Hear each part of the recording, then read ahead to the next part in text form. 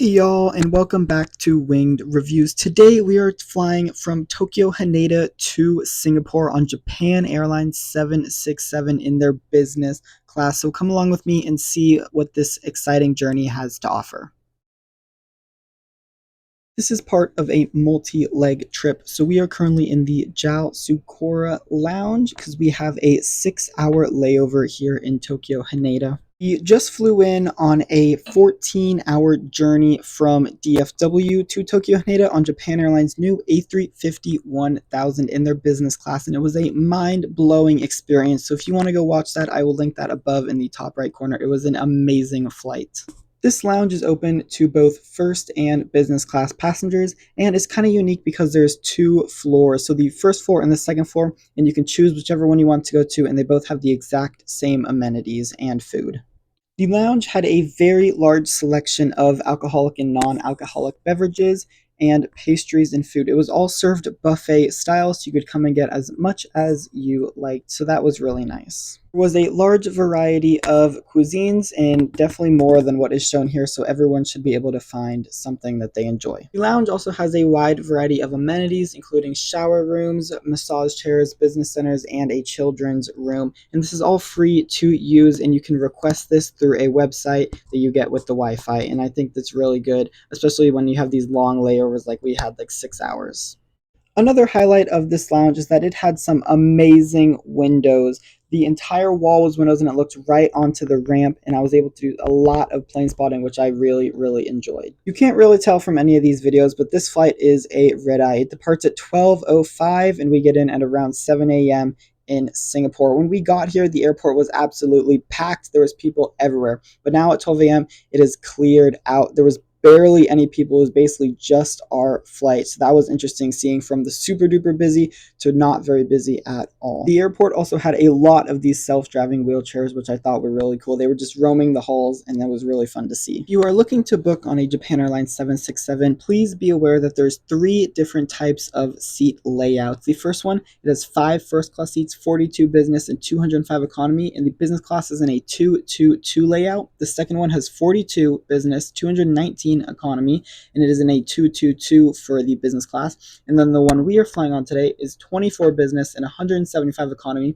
The business class layout is a 1-2-1, so a lot better than a 2-2-2 layout. So please be aware when you're booking, check the seat map so you do not get surprised. When we got to the gate, I counted 18 gate agents there getting ready for the flight, and then they turned to us, took a bow, and then started boarding. And it was very orderly and organized, a lot different from the chaos that I see at some airports. Welcome to seat 4A. At first glance, it is definitely a little outdated, but there was a lot of stuff at the seat, including an amenity kit, a water bottle, a hot face mask, some slippers, a pillow, blankets, headphones. So that was a lot.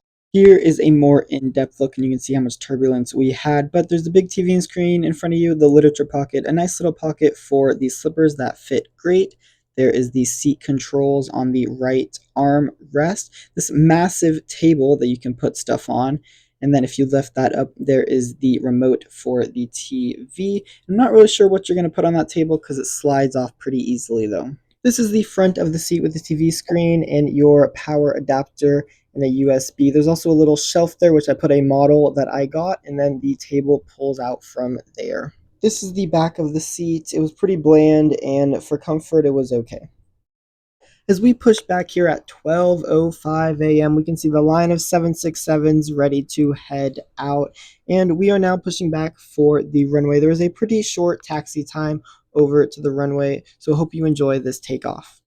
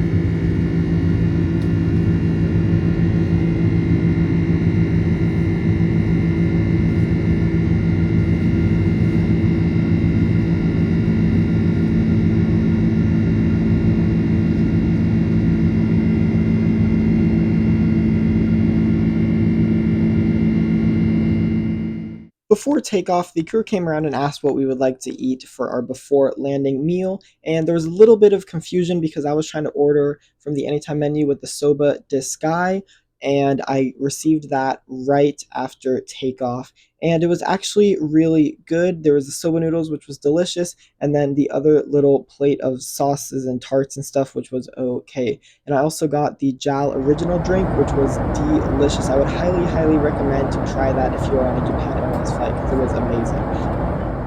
Since we were in business class, we did get free Wi-Fi on this flight, but it was very spotty. It would connect in and out, so it was not really usable. But it is nice to know that in business class you do get free Wi-Fi. This system was definitely outdated, but it still had a few good features. There was, of course, all the movies and TV shows in a whole bunch of different languages. But what was kind of weird is that the scroll feature didn't really work, and that the directions for the remote was always on the screen when you were going through menus and stuff. But other than that, there was a wide variety of movies and shows for these short flights.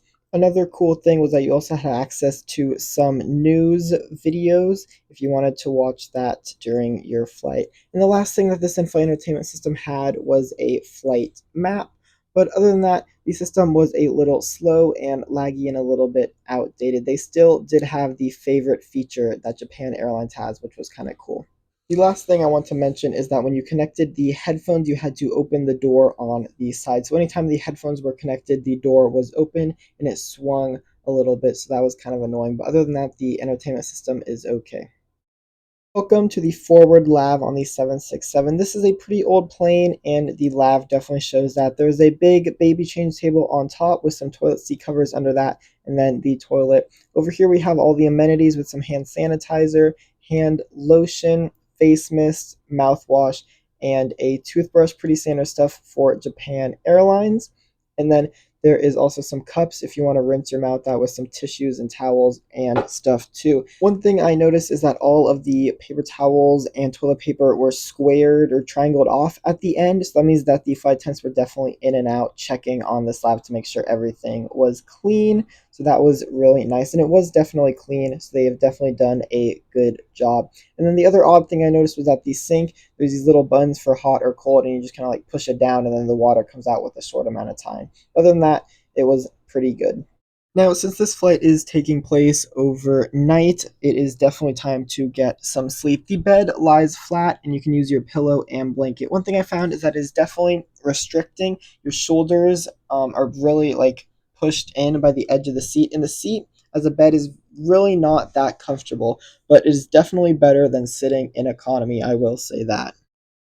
The amenity bag on this flight is pretty standard with a steam eye mask, another eye mask, some earplugs, a toothbrush, and a moisture mask, so a lot of masks. One of the flight attendants came by and woke me up for the pre-landing meal, and they gave me a hot towel. Also handed out this weird juice. I'm not sure what it was, but it tasted like some sweet apple juice, and it was not too bad.